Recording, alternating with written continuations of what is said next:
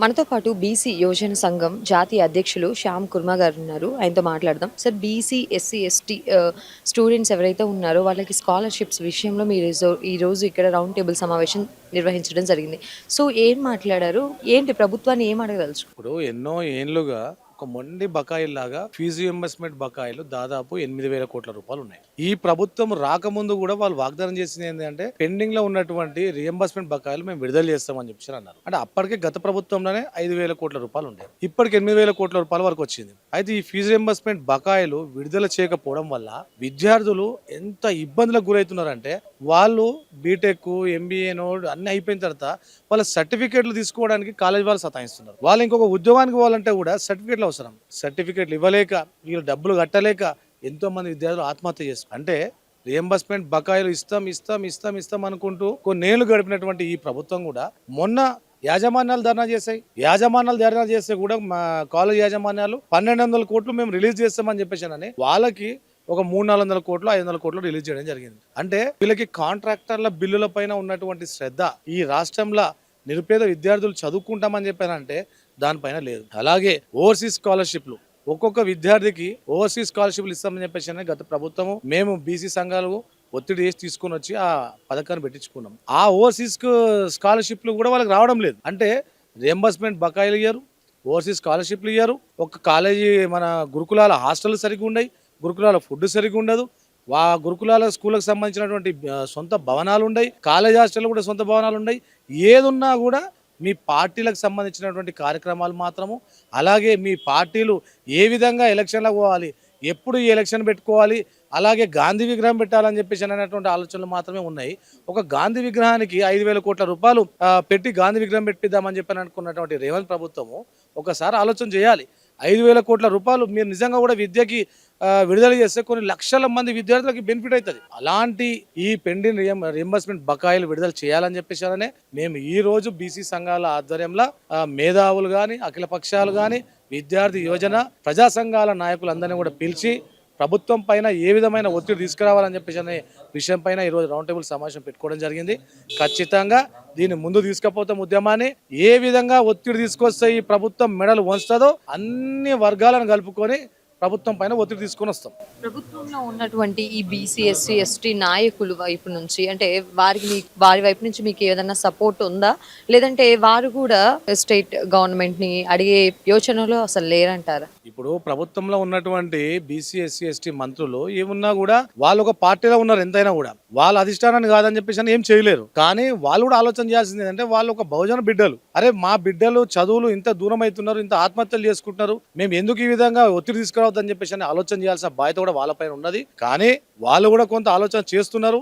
ఇటు రియంబర్స్మెంట్ విషయంలో కానీ, ఇటు ఫీజు రియంబర్స్మెంట్ బకాయిల విడుదల చేయడం విషయంలో కానీ, ఇటు ఎస్సీ, ఎస్టీ, బీసీ మంత్రులకు కూడా ఆలోచన ఉన్నది. కానీ అధిష్టానం రేవంత్ రెడ్డి ముఖ్యమంత్రి కాబట్టి ఈ నిధులు విడుదల చేయకుండా, వాళ్ళ గురించి ఆలోచన చేయకుండా ఇంత తీవ్ర ఇబ్బందులకు గురి చేస్తున్నటువంటి వైనము రేవంత్ రెడ్డి ప్రభుత్వాన్ని, ముఖ్యమంత్రిది ముఖ్యంగా పాత్ర.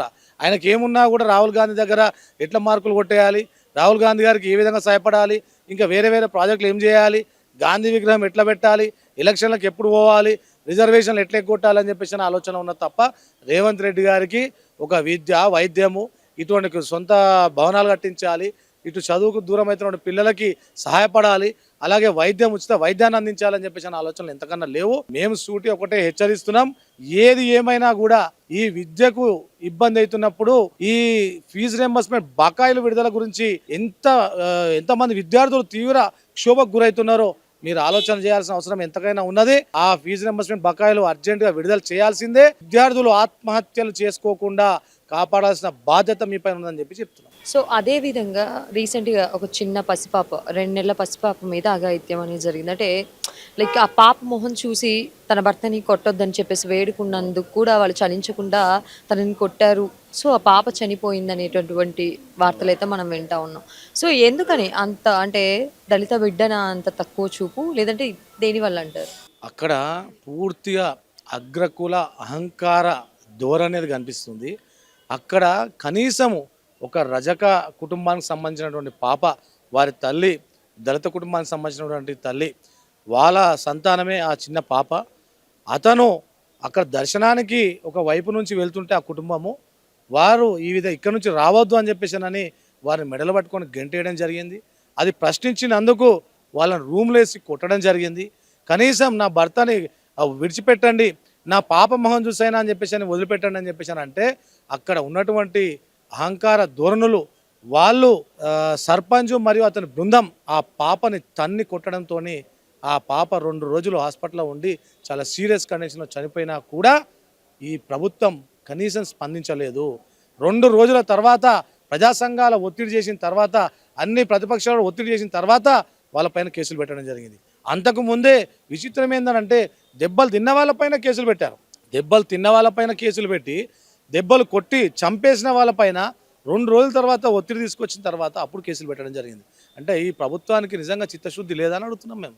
ఒక చిన్న పసికందు 2 నెలల పసికందును కాలుతో తన్ని చంపడం వల్ల అంత అన్యాయం జరిగితే కనీసం ఎందుకు స్పందించదు ఈ చట్టం అడుగుతున్నాం మేము. ప్రభుత్వం కూడా ఎందుకు స్పందించదు? ప్రభుత్వంలో ఉన్న మంత్రులు ఎందుకు స్పందించరు? ఆ జిల్లాలో ఉన్నటువంటి మంత్రులు ఎందుకు స్పందించరు? అంటే కనీసము రిజర్వేషన్ విషయంలో బలైన వర్గాలకు అన్యాయం జరుగుతుంది, ఫీజు రియంబర్స్మెంట్ విషయంలో అన్యాయమే జరుగుతుంది, మిగతా పథకాలలో అన్యాయం జరుగుతుంది, అలాగే మంత్రుల కేటాయింపులో అన్యాయం జరుగుతుంది, ఎమ్మెల్యే సీట్ల అన్యాయమే జరుగుతుంది. ఇలా బలైన వర్గాలను చంపితే కూడా ఇక్కడ న్యాయం గురించి కూడా అన్యాయం జరుగుతుందా అని చెప్పేసి మేము సూటిగా ప్రశ్నిస్తున్నాం. ఎట్టి పరిస్థితుల్లో ఆ విషయంలో ఉన్నటువంటి వాళ్ళు అందరినీ కూడా అరెస్ట్ చేయాలి, రిమాండ్ పంపించాల్సిందే, వాళ్ళని ఉరి తీయాల్సిందని చెప్పేసి మేము డిమాండ్ చేస్తున్నాం.